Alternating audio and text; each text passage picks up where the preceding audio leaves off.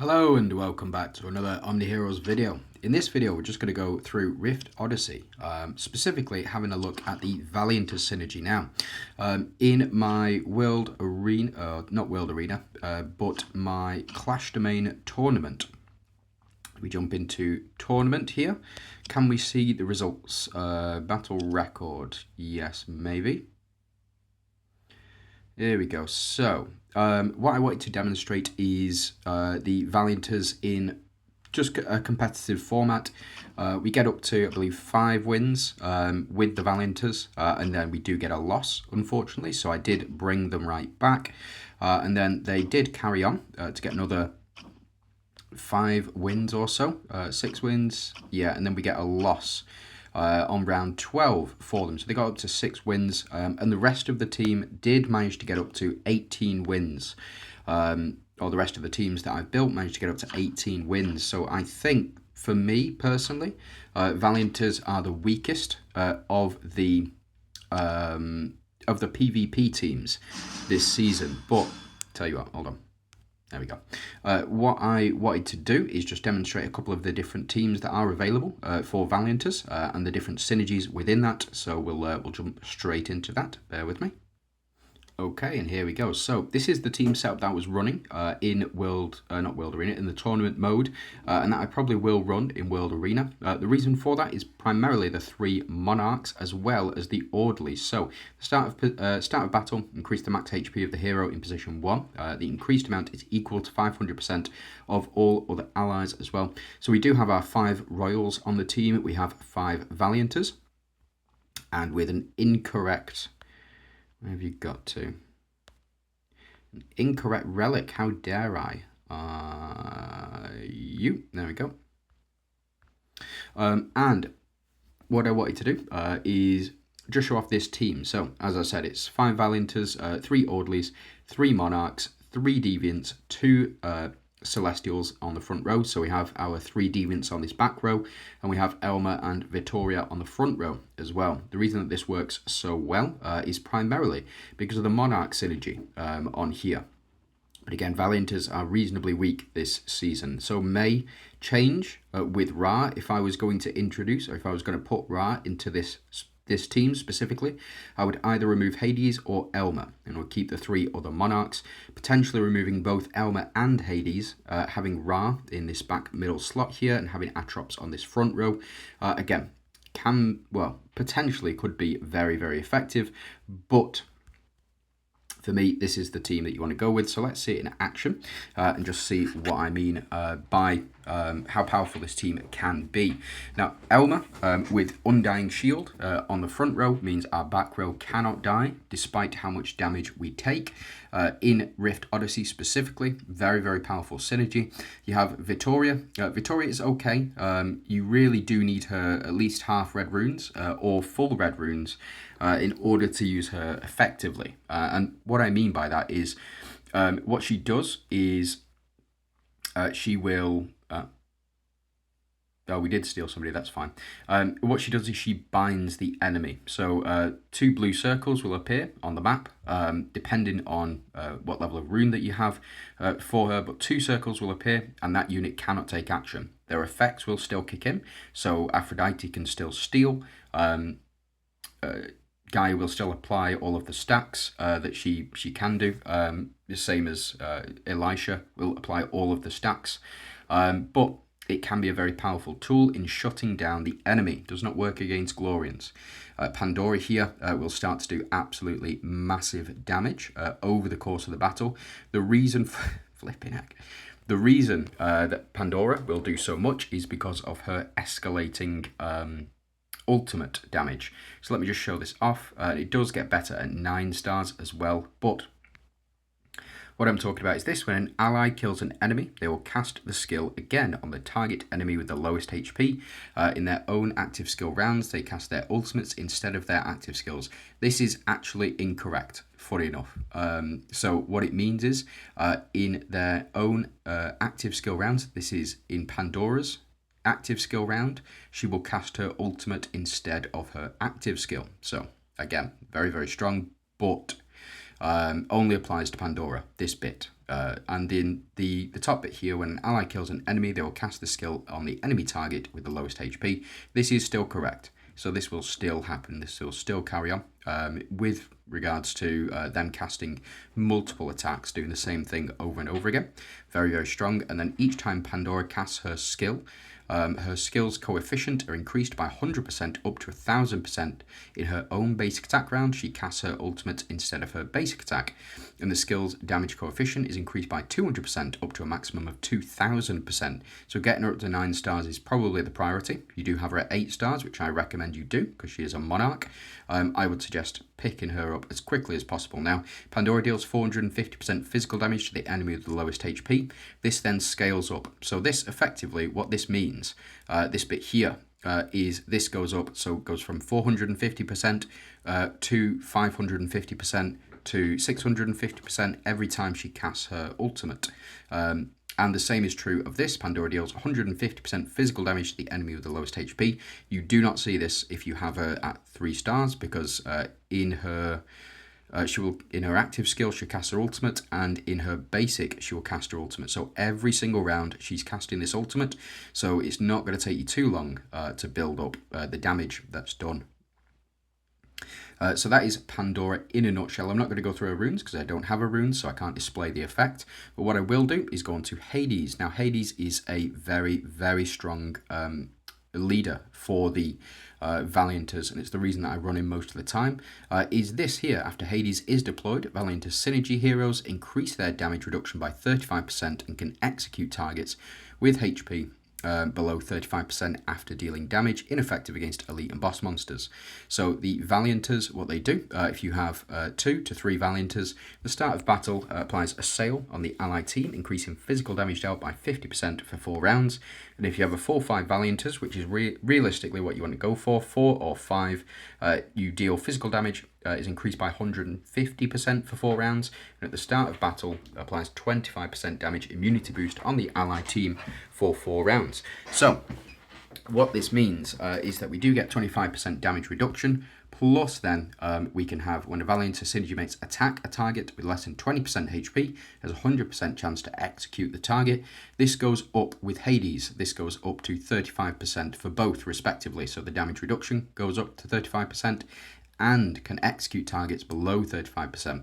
Now, something to keep in mind with Hades, if the team looked something like this. Say we had these 3 in here, and we had Hades alongside them. What would happen is Pandora would get 35% damage reduction, so would Hades, and they would both be able to execute under 35%. The rest of the team would not. So Talos, Dullahan, Emily, our Mystifiers, would not be able to execute. But Hades, even if we didn't have the same, even if we had something like, even if we had something like this for our relics, Hades will still execute, as will Pandora. So that's just something to keep in mind. And then let's go ahead and build that team back 1 second. 2, 3, fine. And then the final one is Macaria. Now, Macaria is technically my strongest unit, and the reason for that is because I got her up to 15 stars, and I do have her fully talented up, and I do have her exclusive runes. Now, I don't have her unique exclusive runes, probably should do, to be fair, but she does the business, should we say. So first things first, she throws a giant scythe, dealing 225% physical damage to 3 random enemies. Also increases the damage by 20% for every stack of defense reduction that the target has, up to 150%. You'll see this defense reduction stack quite a bit from all of the Valiantors, like Themis applies it, Elune applies it when she attacks. So very, very strong. Now, Macaria's dual blade flies and swings in at full force, dealing 270% physical damage to an enemy unit, and applies 2 stacks of attack reduction for 3 rounds. So that will proc the increased damage up to that 150% for her ultimate damage.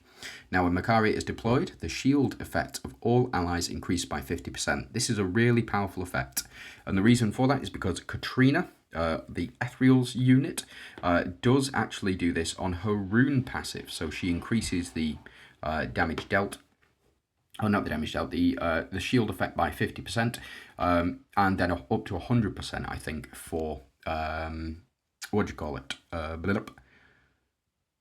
For Katrina. But in this case, it is just a base passive at 6 stars, so you get much more shielding, and also could be very good in this month's Foggy, or at least this round of Foggy, because you increase the number of shields by 10%, or sorry, you get an additional 100% or something like that, something crazy for shielding. Now, every 1% increase in Makari's crit resistance additionally increases her attack by 1%. Nothing to write home about, not super effective, but when the combined kills from all allies exceeds 3, which is often the case against Phantoms, against Avengers, and when Makari casts her ultimate, she'll be able to cast it one more time. Very good effect. Now, this doesn't change when you go up to half red, but you do get, when Makari is deployed, increase the shield effect of the ally team by 20% and an additional 30% on top of that as well. So you get up to 100% additional shielding if you do have full red runes for Makari, a unit that I invested in quite heavily actually. And I'll show you the old team that I used to run in order to pass through. Where have you gone? Gwyn, and then Atropos as well. So this is the team that I used to run in this specific order. You could switch these two around as well, but this is the team that used to get you through Nightmare in Hell difficulty. So a throwback to the good old days of when we only had Nightmare to contend with. So we will pop this team back in. We'll see them go for one more time. Let's go ahead, change these relics up. There you are, you and you. And then we'll jump into battle, and I'll just show this team off one more time, and then what we'll do is look at some of the other Valiantors that are available. Again, there's not a lot of choice. Realistically, there's not a lot of choice. We're just waiting on Ra at the moment. Something I didn't mention, but Makari, when she does take action, she will remove Holy Shield. It doesn't count in PvP, but it does count in PvE. As you saw, Makari took action, and then all of the enemy's Holy Shield disappeared without them getting hit, and that is because of the removes Holy Shield effect from the rune passive. So even if you just have all epic runes, you have no unique runes for the unit, she'll still be able to get that passive. So as you can see, not doing altogether too much damage with Makari. It's because we've not built up fully yet, but we will do over the course of the game. And I think that Hades will dominate once more, but we'll just have to see. So we do get another ultimate from Pandora, as you can see, doing a fair chunk of damage now. And then we do get Hades doing a fair chunk of damage himself. Now he does execute Merlin. This is what I mean by Pandora's skill proccing, and we've done it again. That's why we can ultimate twice, is because we executed those enemies, and so the skill procced again for Vittoria and for Hades as well, which is why it's a very strong team. So let us take these out and let's go ahead and build another team. Okay, and so we are back, and this is the B team. I've not included another couple of units on the team. We will go through that in just a sec. But this is the team that I want to show off, and it is primarily based around Atropos. So let's see it in action first, and let's see how well it does against these relatively high-level enemies. Again, what we're prioritizing with this particular build is Atropos. So Atropos is such a powerful asset. I use her to this day, even in Hell difficulty, in the Abyss level difficulty as well. I use them in Grey Shrooms. I use her just about everywhere that I can. You know, Cleo has come out and has replaced Atropos in certain circumstances, but you also do get a heal with Atropos, and we'll go through her full passives and abilities and why she's so good, but this is what we're looking for. So we do get the attack increase plus the heal for the team here, and then what we're looking for is to Elune, you go. And we apply that mark, we get Ashlyn to heal, and what we are looking for is this attack increase, and hopefully Themis to carry on executing or killing these guys. Look, in one shot. She's so good. No, so that is part of Themis's passive, and as you can see, it looks very impressive here, but it isn't actually as good as you might think. So let's go ahead and break down the team. So you do have Atropos here. Atropos is such a versatile, powerful unit. You do want to prioritize her, even from the word go. You want to pick up a copy of Atropos. She's really, really powerful. That is her other skin. She does have a Christmas skin, but this is the skin for Atropos that you would normally see. Now, her first ultimate, Atropos uses Divine Light to apply Watcher's Pledge on all allies and increase their attack by 40% of Atropos' attack for 1 round. So the higher the Atropos' attack is, the better off you'll be, and the more damage that the rest of the team is going to do. Now, this is where she differs slightly from Cleopatra, Cleopatra being a DD version of Atropos. When Atropos shines with Holy Light, applying Watcher's Pledge on the 3 ally units with the highest attack. Cleo does all allies on her secondary attack or her secondary active skill, which is why I prefer Cleo over Atropos, but Atropos does also provide a lot of utility in the form of this as well. So Atropos additionally increases her damage reduction by 30%, so she's a bit tankier than Cleo would be sometimes. And after an ally kills an enemy, Atropos restores the allied team's HP. Don't sleep on that. Don't sleep on that ability, because when you are in the thick of it, you're in story mission, you're in Palace of Penrose, you're in the Lost City, this heal can bring you back and help you complete the missions in Lost City, can help you push through in missions. It is a really powerful tool that when an enemy dies or when an ally kills an enemy, 2 different things, then the ally teams, she restores ally team's HP. The healing is 50% of Atropos' attack, which usually should be very, very high.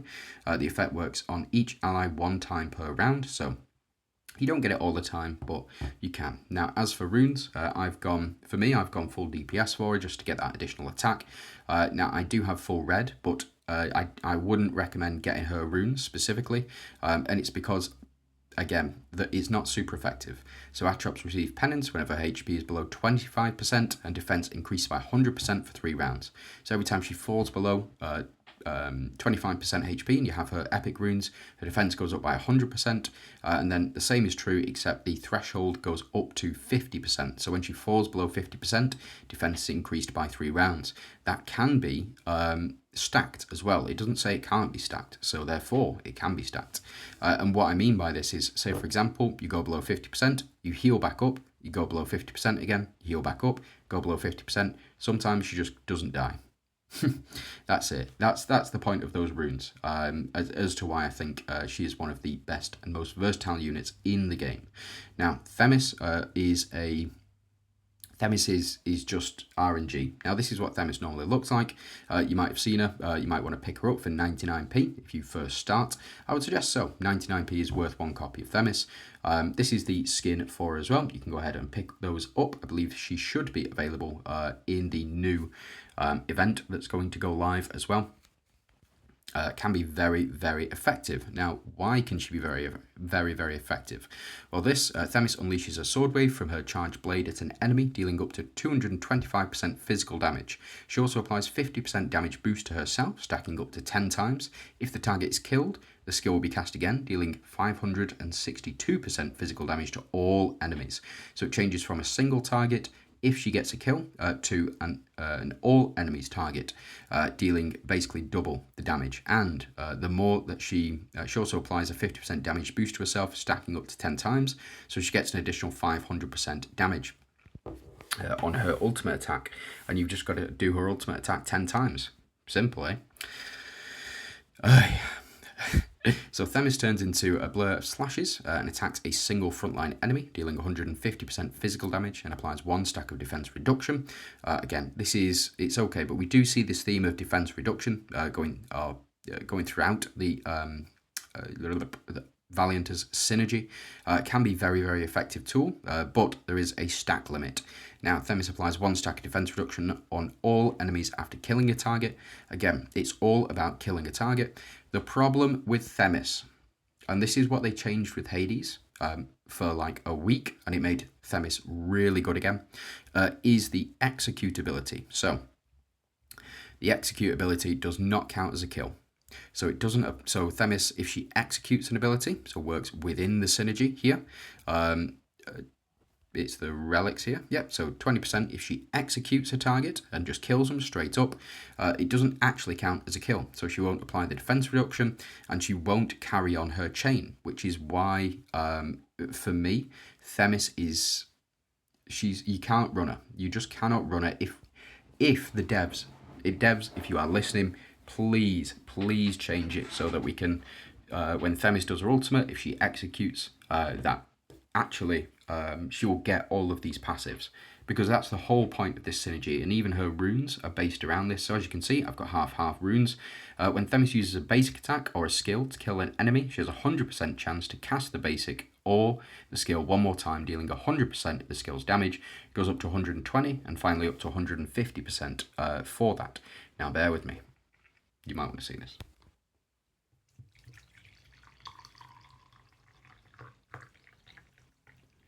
Doesn't that sound great? Well, you might not have been able to hear it, but it sounds great to me.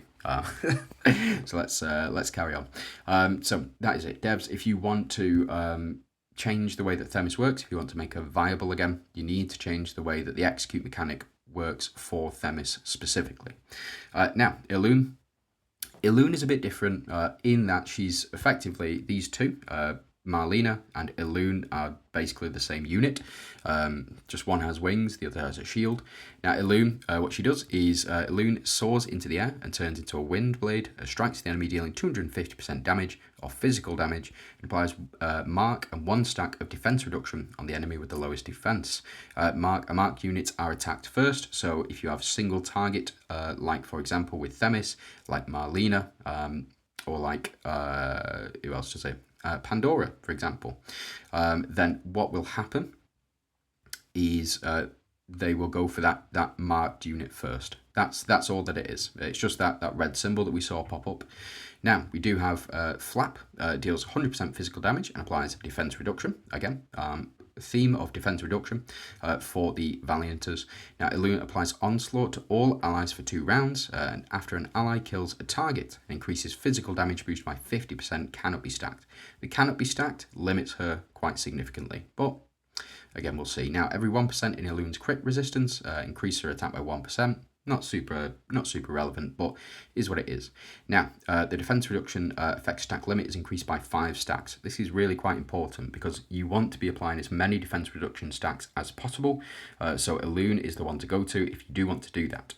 Each time Elune takes action, when the ally team's total number of kills is higher than 2, she applies 5 stacks of a defense reduction to all enemies. That goes up to 10 stacks. The limit goes up to 10 stacks, sorry, if you get a half red.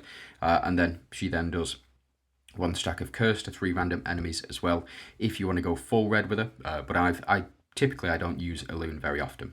And again, it's because she does single target damage. You really want to be doing as much damage to as many people as you possibly can. Now Marlena, I don't ever use Marlena. I simply do not. I can't bring myself to do it. But she does have a lot of versatility and a lot of she's got quite a large toolkit within her active skills and her passive skills as well. So she deals 490% physical damage to the enemy with the lowest percentage of HP and applies mark for 1 round. It also applies 50% damage boost to herself, stacking up to 10 times. So she's going to do more and more damage the longer the battle goes on. Marlena unleashes a continuous attack, dealing 210% physical damage to a single backline enemy. Again, single backline enemy.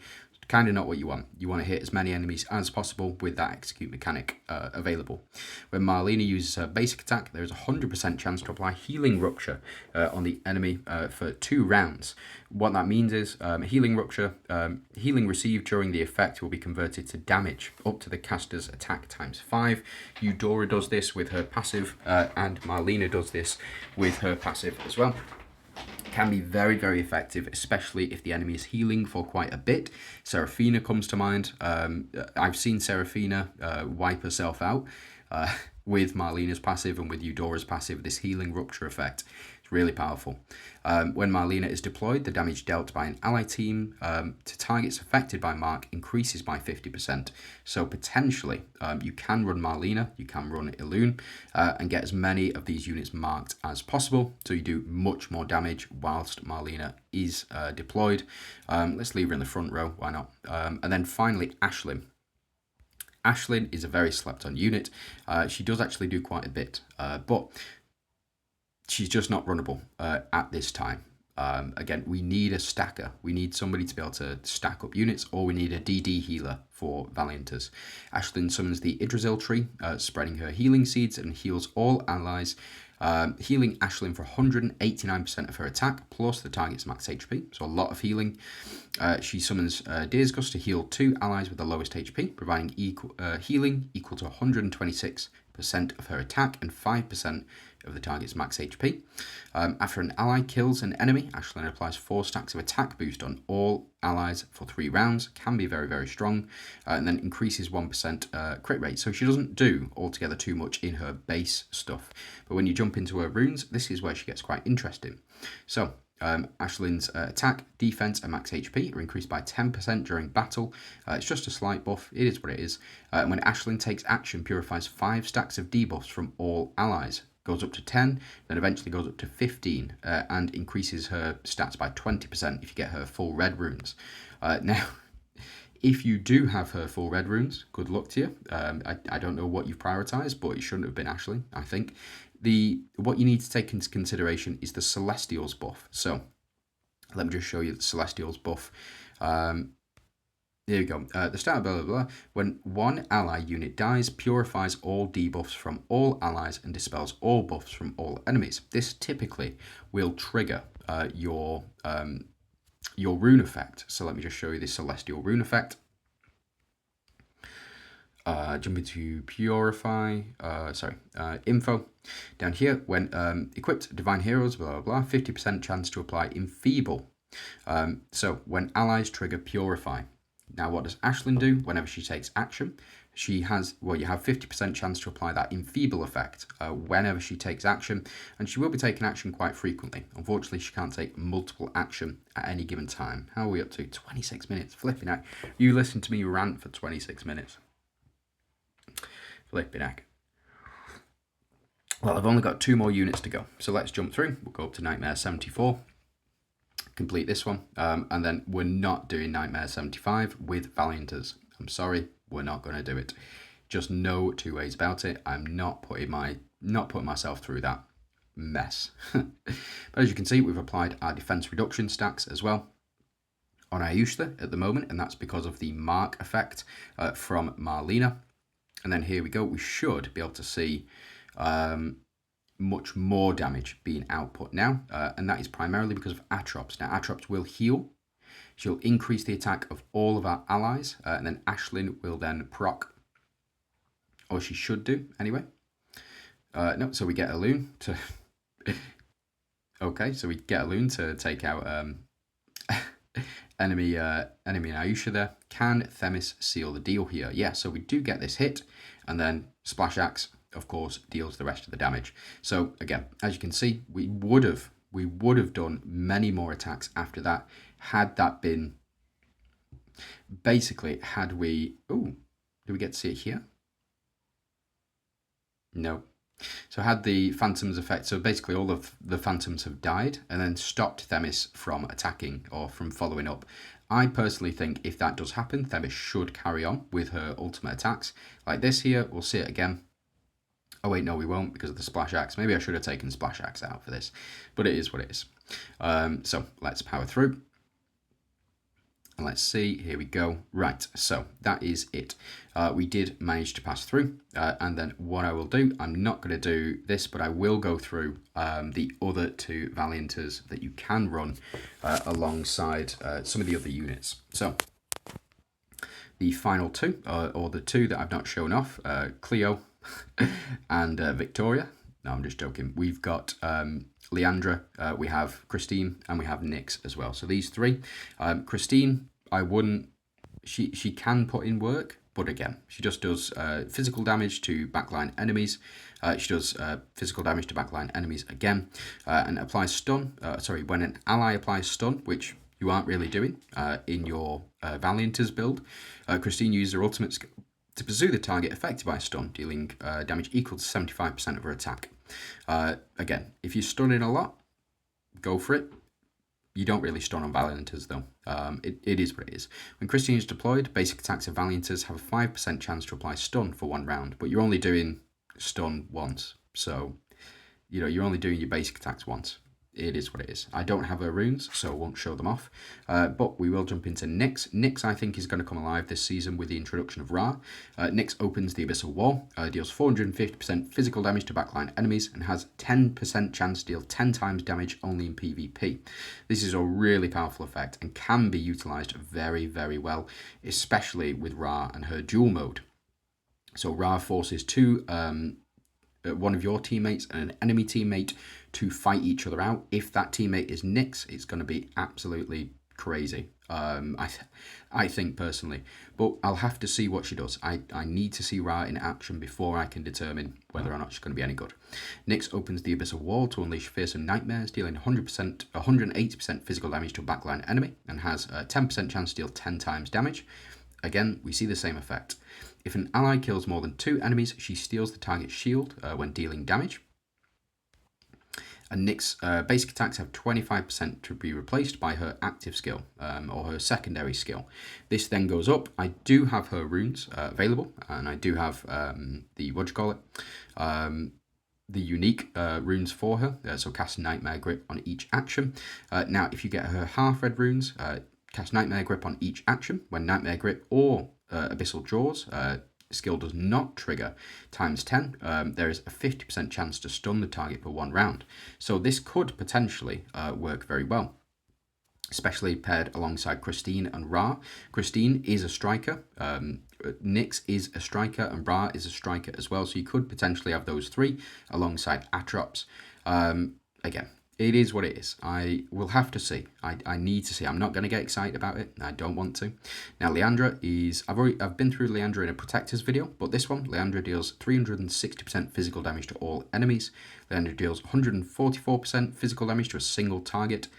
We do have, at the start of each round, Leandra summons 1 Radiant Crystal on an empty allied slot and randomly devours 1 summoned creature before taking action. That doesn't need to be yours. That can be an opponent's. And it does not, as far as I'm aware, does not trigger Aphrodite.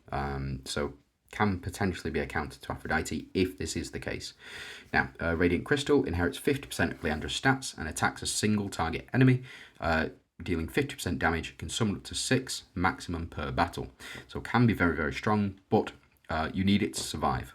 And typically it doesn't, because it's on the front line and it will get hit because it's got the lowest defense, lowest attack, etc., etc. Devour, upon successfully devouring Leandra, permanently increase her own attack by 2.5 million up to 50 million. Very, very strong. Even though it's a sort of a flat number, 50 million is still relevant. I don't know how relevant it's going to be in a year though, so we'll see. It applies 2 stacks of Holy Shield, so you do get your stacks of Holy Shield to each ally that's on the team, including any summons that you do have.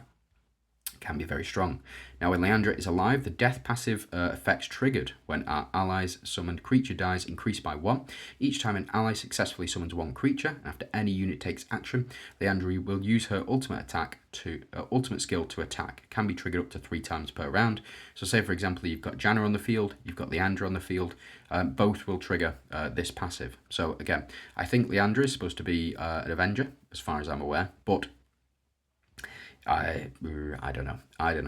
But I have seen, by the way, I have seen Leandra win. So let's go ahead and see.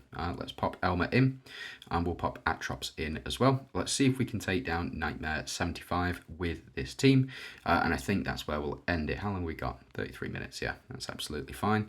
And let's take out you. And let's pop in, where have you got to? You. There we go. Right, okay, so let's jump into battle and let's see how well we do with this team. Hopefully Leandra is going to do a chunk of damage to this boss. We'll have to see. I don't know. I would prefer it if we could take this guy down. But by the way, every time, so that's what I mean. So the with Leandra, her summon has already gone down. There's no two ways about it. Her summon has already gone down. So we do get Nyx here doing her ultimate, doing her secondary off that basic attack. Every time Nyx does a basic attack like this, she's gonna, apparently not. Apparently she doesn't. That's a shame. That'd be nice if we could get that, but unfortunately not. Again, this is why I think I'm holding judgment at the moment for Ra. I need to see her in action before we can judge effectively. So there we go. We have moved into round 2. Again, they just go straight down. These minions, they go straight down. It's not super reliable to get that Holy Shield on, but we are actually doing a fair chunk of damage now, especially to these minions because we've got the what do you call it in. We kind of just need these guys to go down. There we go. So boss loses his HP. We're hopefully, with Atropos, going to see some massive damage. That is the thing with Atropos as well. If you do have her Light Seeker, that's why my Atropos is healing on her ultimate. So if you get her up to level 2, so yeah, if you get Atropos up to level 2, Light Seeker, then she will heal on her ultimate, and if you get her up to level 4, she will also heal on her secondary skill as well. So now this minion should survive, so we should start to see these Holy Shields, and she should start to devour as well. We are doing tremendous amounts of damage. It looks like we've even won with this team. So again, boss killer Nyx, boss killer Elma, more like it. Yeah, really, really strong. So that's it. What I'm going to do, I'm going to finish the video here, and then I'll push through to 18. We'll see who the next couple are as well. In fact, let's go ahead and see just how this team functions. I am actually really quite excited about Ra coming in. We're going to take out Christine. Let's take out Leandra. Let's go ahead and pop in Hades. In fact, yeah, we'll pop in Pandora as well. And then let's see just how well this team does. I think for me, this isn't the most optimal. I would probably take out Atropos and Nyx, and I would pop in again. I would pop in our 2 monarchs, Victoria and Macaria, even though Nyx is going to do absolutely massive damage. But again, we'll just have to see.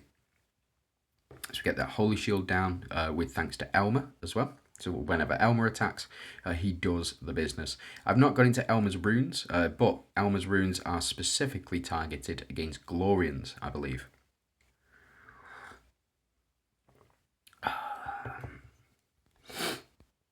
Yes, I'm not doing altogether too much, but it's because we haven't built up at the moment, and we're trying to build up so we can get our Grace of Hunters active. And then here we go. So this is Atropos doing what she needs to do, plus all of the healing that she gives. It is not bad at all. And we should start to see, is this Elma for the win? No, unfortunately not. Do we see Pandora here with the increased attack and HP? Yeah, flipping heck. This is what I mean by Pandora is busted. The coefficient's just going to go up and up and up. As you can see, up to 19,000 million at the moment. Reasonable.